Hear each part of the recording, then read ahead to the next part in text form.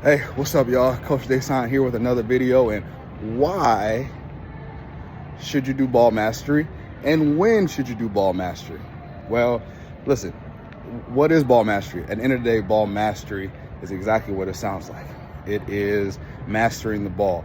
So when you see the pros, top college players, top players from all over the world, one of the reasons they are so good is because they have mastered the ball.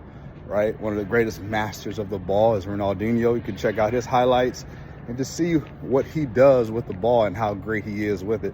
But that just comes from hanging out with it, literally hours, juggling, dribbling, playing with friends outside, obviously in games, training.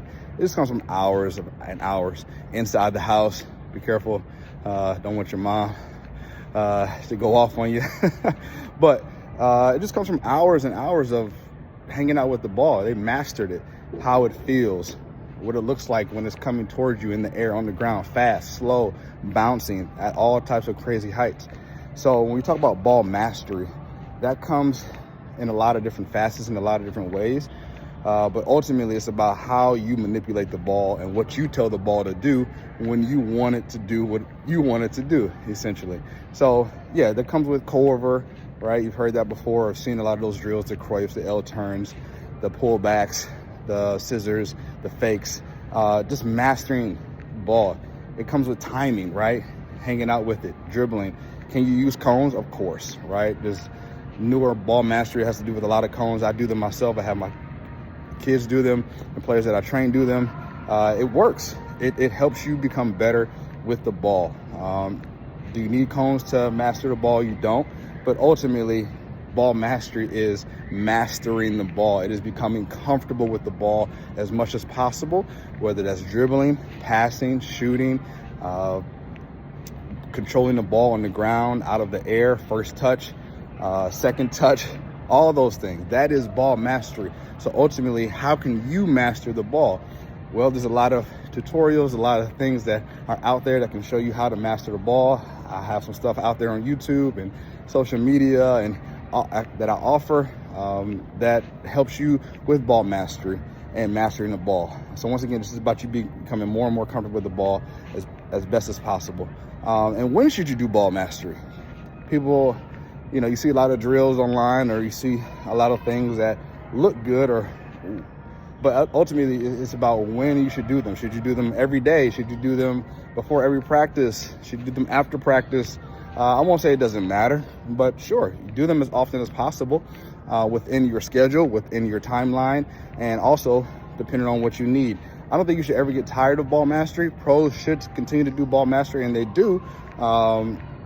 Sometimes in preseason, sometimes the strength and conditioning coach will have players who are just coming back from injury do a lot more stationary and ball mastery type things. But ultimately, every day in training is some type of ball mastery, right? Dribbling, passing, balls out the air, control, all of it is ball mastery. So ultimately, when should you do it?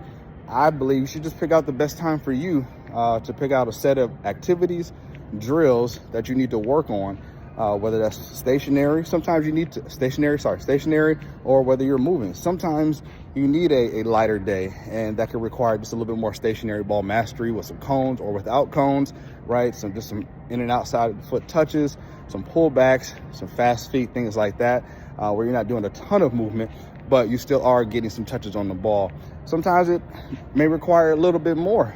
You may extend the time, 30 minutes, 20 minutes, maybe a whole hour of ball mastery, who knows? But ultimately, it's about how much time you spend with the ball so that you can become more and more comfortable with it. If you're not comfortable on your left foot right now, you need to train it more. You need to practice it more. You need to dribble it more. Whatever you do on your right foot, do with your left. And if you're left footed, especially the left footers, because I know y'all like to only use that left, do more things on your right foot, or do the same things you do on your right foot as you would on your left. It's about total control of the ball, total mastery. In my opinion, a lot of players around the world develop ball mastery just hanging out with their friends and playing in the park and playing at recess and things like that. But they also do train on their own.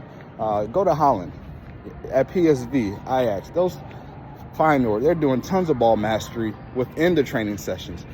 Players are doing, I remember seeing an article that a guy went to a training session in Holland and he saw them do 10,000 touches. 10,000 touches. That took I think it took an hour. I think I tried to do it. It took an hour, hour and a half, maybe just a long period of time. And all they did was ball mastery. That's all they did. 10,000 touches on the ball, right? So it happens all over the world. It happens in all different aspects and facets, on players on their own, in a team setting, in small groups.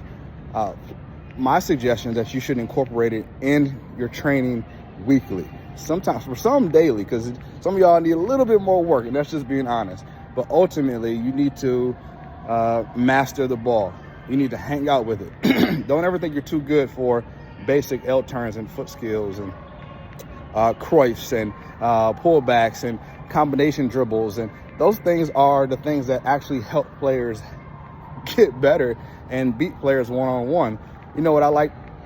Also, I would encourage you all, maybe even look up some street soccer, street pana, things like that. Those guys have crazy fast feet, freestylers, right? Can you incorporate some of those things in your game, right? Once again, those things, they have unbelievable ball control, right?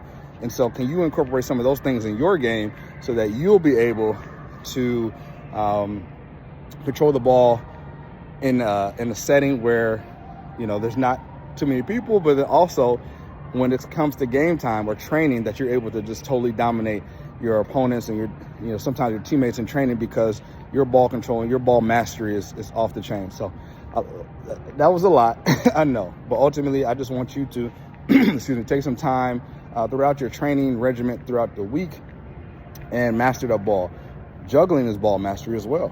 So are you doing some of that? Are you doing a lot of that? Some of y'all need some work on your juggling. I need some work on my juggling. I wish I would have juggled more when I was younger. But ultimately, can you juggle 300 times, 500 times before training? Can you juggle 300, 400, 500 times after training? 1,000. What does your ball control look like within a game under pressure? That's also another thing.